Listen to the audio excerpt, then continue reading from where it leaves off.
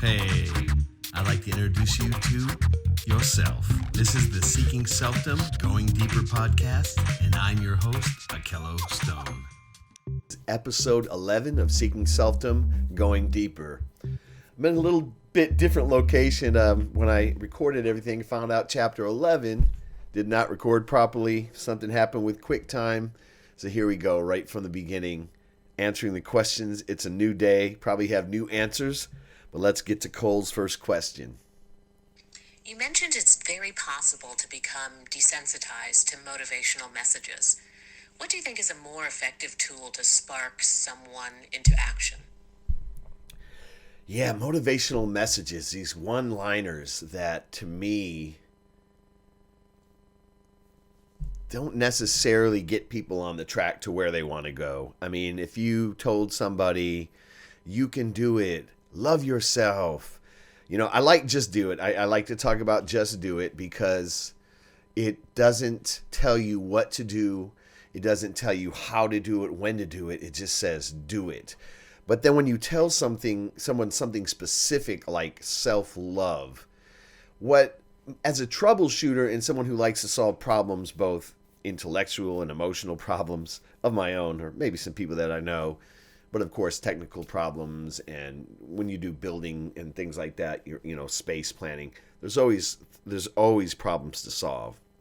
But if I told someone, love yourself, to me, that's not enough. That's the easy way out. I think that we have to get to the root of why someone might not love themselves. We have to get to more generally speaking, we have to get to the root of why that person may need a motivational message.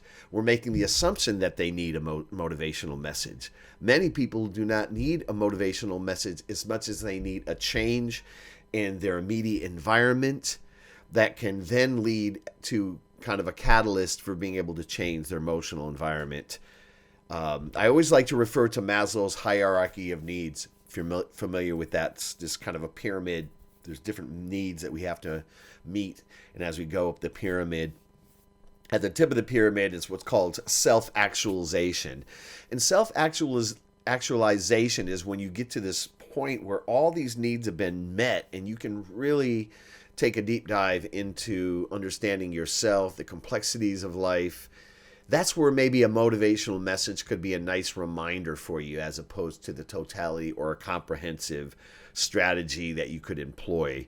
I just believe that we should all strive to get to the point where our actualization needs can be tended to. However, most of us are going to be stuck in the lower level of this pyramid. At the bottom is like meeting the physiological needs like food, clothing, and shelter.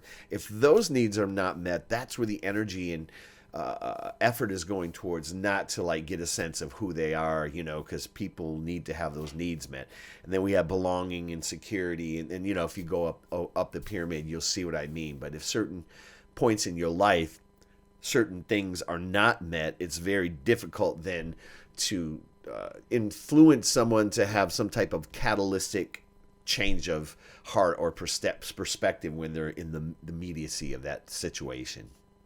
You used the analogy of driving a car on a familiar route and barely noticing what's going on because you do it every day. But as a passenger, you notice much more, and that you should try to do both. If part of the quest to selfdom is to be more present, how can you be the passenger and the driver at the same time? I like to use that example because in the literal sense, if I'm riding with someone, and most of the time I'm driving alone, but if I'm riding with someone and they have the full responsibility, of course, driving and parking and all that, I get to kind of look out the window and see buildings, and I could see new businesses, and I could see people walking their dogs, or whatever you see. When you're driving, you have a different, focus. You are focused on hopefully the road, the other drivers, the traffic signals. While you can see some of these things in your peripherals, the focus of your driving is really on the road, while the passenger kind of looks around. And it's funny because there's times when I'd be like, I didn't even know that was there because I was so focused on driving. And I drive a manual transmission, so I'm like really focused on driving. I really have 4 limbs going. That keeps me very present. So that's kind of in the literal sense, but in the more figurative sense, when we find ourselves in autopilot, and it doesn't always mean that that's, being autopilot means all your problems are solved. It just means there's kind of a habitual response or habitual repeated behavior pattern. That's like autopilot. You don't really think about it. It just happens.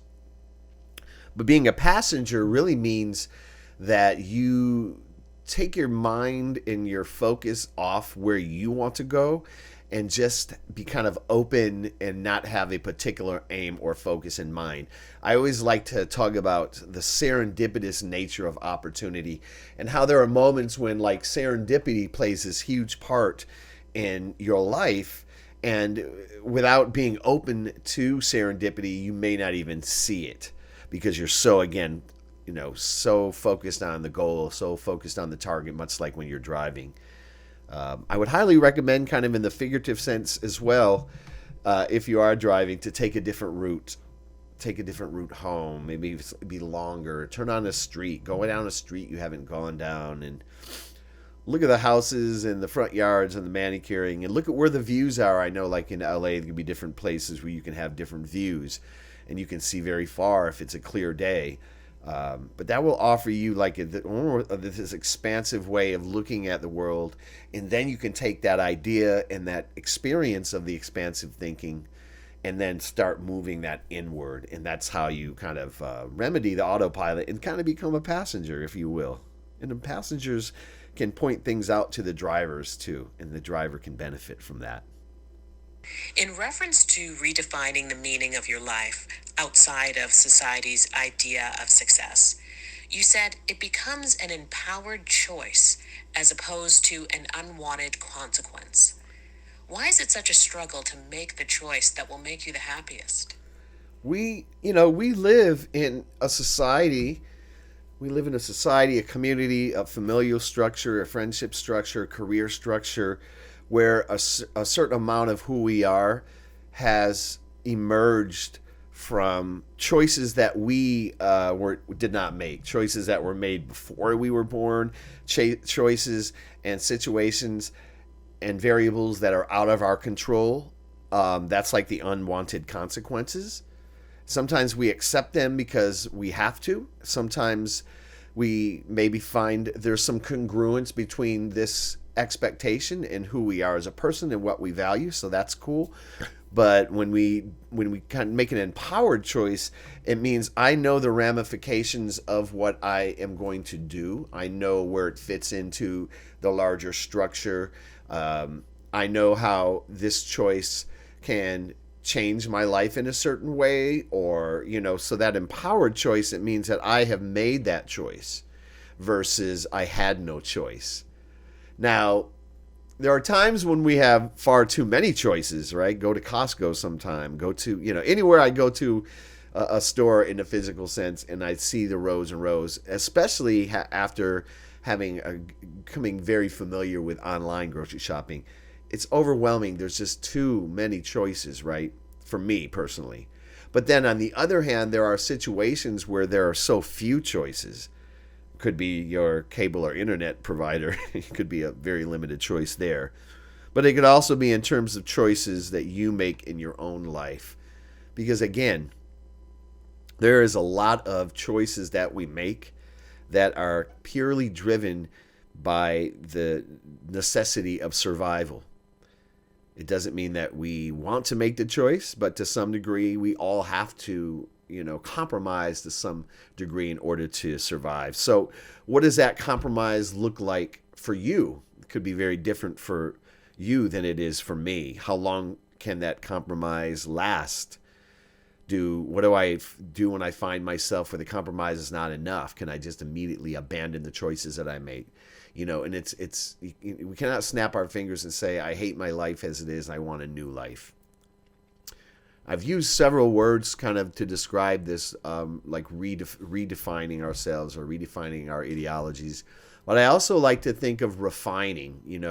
Refining means you can actually remove things and you can add things, but the core remains there because we are still who we are. Even the fact that we are taking tangible steps towards our own evolution only resulted because of the core person that still remains. So we don't want to completely abandon that person and completely throw that, the baby out with the bathwater. So that's why I like to use the word refinement.